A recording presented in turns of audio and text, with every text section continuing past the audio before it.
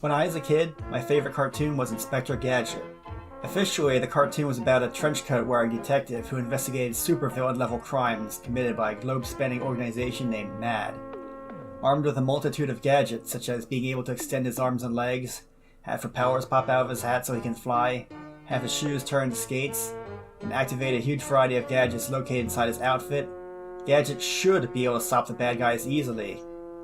Instead, his total idiocy results in him mistaking enemies for friends, and ultimately, it's up to Gadget's pet dog, whose name is Brain, and his niece, Penny, to do all the actual work. While Brain was busy distracting Gadget by dressing up in various disguises and trying to lure him to where he needed to be or out of danger, Penny was off doing a real investigation. She is snooping around the bad guy's lair, spying on the bad guys, trying to find out what's really going on with the help of her computer book and computer watch, and ultimately stopping the bad guys so that Gadget can take all the credit. She frequently got into dangerous scrapes and near-death situations, including near drownings, and got captured many times as well. Since I was more into adventure than action, and more into story than comedy, that was my favorite part of the cartoon, and why I watched it as a kid. However, it doesn't make up the majority of the cartoon, but more like roughly 1/3 of an individual episode.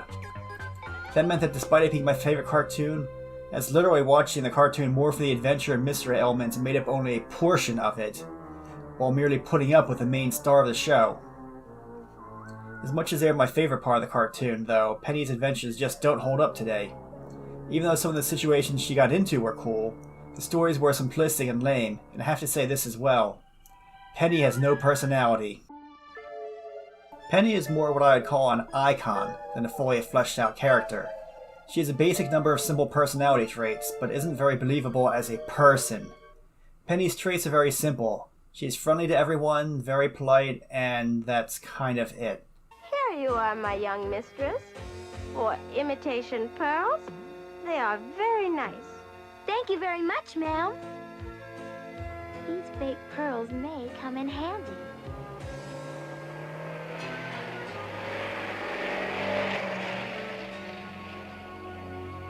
The Madmobile! Dr. Claw has arrived! We know nothing about her backstory, why she lives with her uncle instead of her parents, or even what she does for fun, other than one episode where she briefly indicates that she likes a rock musician named, get this, Rick Rocker.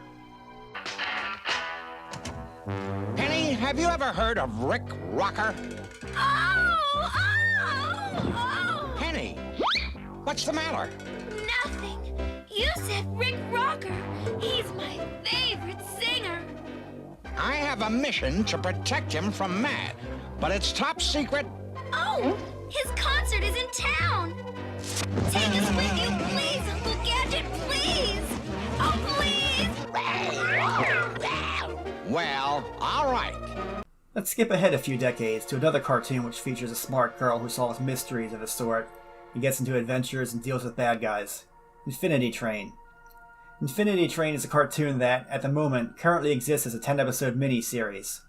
In fact, its creator originally intended it to be a movie, but it was instead divided into episodes, and it tells a complete story that's a bit longer than movie length.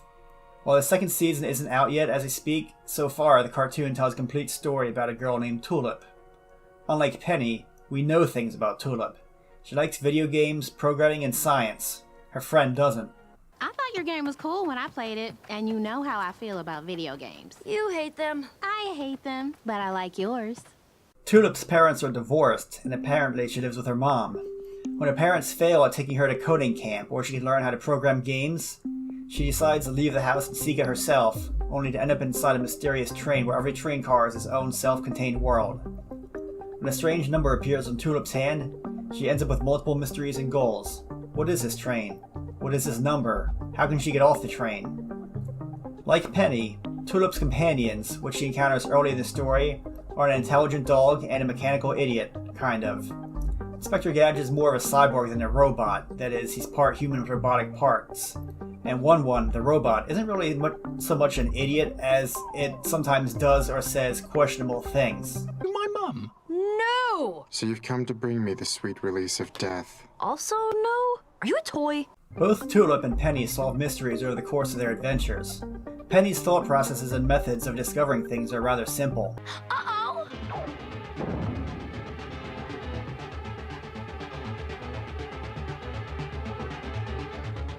Dr. Claw wants us back at the base. He's going to launch the missile. Dr. Claw? Missile base? Yes, Penny, Dr. Claw. The main villain who appears in literally every episode of the cartoon is behind this evil plot. Why are you surprised? Tulip's thought processes are much more in-depth, and we see her actually taking notes at times. Not to mention she has to solve much bigger and persistent mysteries that don't end with Dr. Claw is behind this as the answer. While Penny relies on technology and the power of her computer book to solve mysteries and get facts, Tulip, despite her love of technology and games, ironically is limited only to her notebook. She doesn't even have a phone with her. Then there's the dangerous adventures that go on. Like Penny, Tulip gets into dangerous scrapes at times, and she has her own enemies. Also, unlike Penny, who only gets targeted by bad guys because she's interfering with their business and trying to stop them, Tulip is actively targeted for reasons that are at first unclear. One of them tries to trick Tulip into getting trapped into some sort of supernatural video of her memories.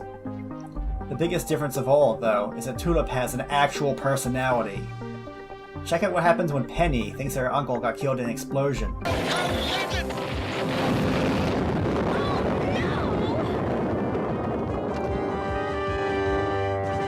Oh no!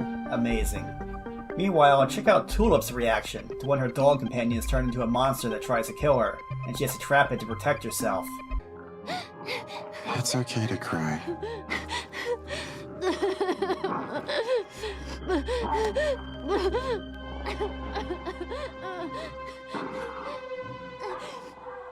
Wow, this kid has actual emotions. Who would have thought? This also extends to when the two characters are captured by their enemies. I hope this is comfortable. You'll never get away with this! I've got to deliver this invisibility suit to Dr. Claw. I'd invite you to come, but you're all tied up. You make the worst jokes I've ever heard. Lame. Say it like you mean it, Penny. Let's hear what Tulip says when the bad guys capture her. You killed my friends! Let's talk about your friends. They didn't have to be here. What? They had a place on the train and you took them out of it. You brought them here. You put them in danger. They were trying to help me! Hey, some real anger here. Tulip shows real emotion. Or how about when they simply talk to people? 1,000 pardons. I was afraid the agents of Mr. Chow would see you. But who are you? I am the grandson of your uncle's Hong Kong contact. Mr. Chow is a very dangerous man. I wanted to make sure you were safe. Gee, thanks. But now I'm afraid Uncle Gadget may need our help. In that case, we'd better hurry. You're right. If Dr. Claw and Mr. Chow complete their partnership in evil, it could mean disaster. Wow, Penny, you sure have a personality there. I'm sure this is how kids interact, right? I extend to you my greetings. Hi, I'm Tulip. I like books? Greetings, Tulip the Literate. Let me show you my kingdom. Oh, no, it's okay. I'm actually in kind of a rush to find the exit. And so commences... Much better. More natural sounding. It's interesting to see something new that happens to be weirdly nostalgic, to me at least, despite being very different from what it's reminding me of. Infinity Train is about someone who solves mysteries and goes on a grand adventure in a magic tech train. Inspector Gadget, well, Penny's portion of it, at least, is about someone who snoops around and solves crimes. Essentially a simplistic Nancy Drew with some high tech thrown in. On the surface, they have very little in common, and yet at their heart, they both have a smart kid who uses her brains to push forward, deal with dangerous threats, and save the day. They just do it in very different ways.